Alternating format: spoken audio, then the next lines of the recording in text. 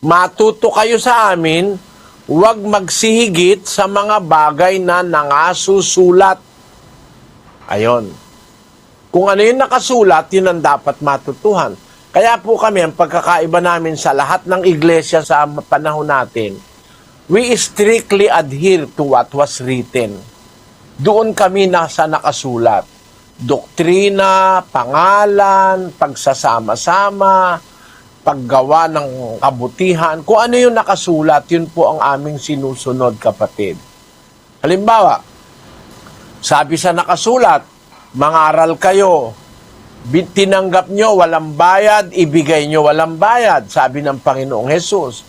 Kaya nangangaral kami, walang bayad. Nagbibinyag kami, walang bayad. Nagkakasal kami, walang bayad. Dapat ang ebanghelyo ipamahagi ng walang bayad.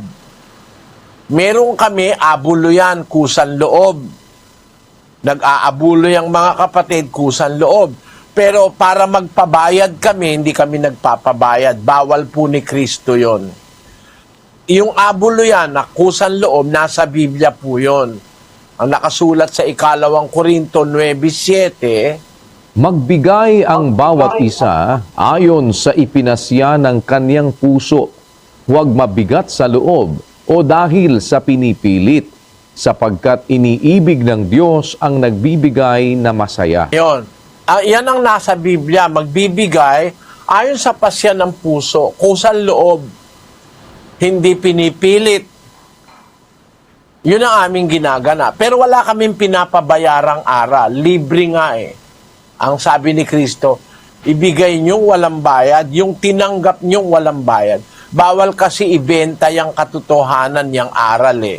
23:23. Bumili ka ng katotohanan at huwag mong ipagbili. Oo, karunungan at turo at pag-uunawa. Yan turo, yang aral, yang karunungang ukol sa Diyos. Yung pagkaunawa, bawal ibenta yan. Huwag mong ipagbibili, sabi ng Diyos. Ngayon po, binyag may presyo May presyo, lalo na pag espesyal. May presyo. Pagka-espesyal na kasal, sa malalaking hotel, malaki presyo nun. Ganon, sa mga katedral, malaki presyo nun. Bawal po ng Diyos yun, kapatid. Kasi kami, kung alin yung nakasulat, yun ang aming sinusunod. Miski sa pagkain, kung ano yung kakainin namin, yung nakasulat sa Biblia na iniuutos ng Diyos. Halimbawa, yung damit. Kung ano yung utos ng Diyos na pagdadamit, yun ang dinadamit ng mga kaanib sa iglesia. Hindi pwede yung kahit ano na lang na napakahahalay na mga damit, kagaya nung nauuso ngayon. Isang dangkal na lang ang shorts ng babae, labas na ang singit, labas pa yung panty. Masama yun, mahalay sa Diyos yun eh. Nakakapagdulot kasi yun ng interes sa mga lalaki pagka ang babae ganun ang itsura. Nakakagawa tuloy sila ng kasalanan.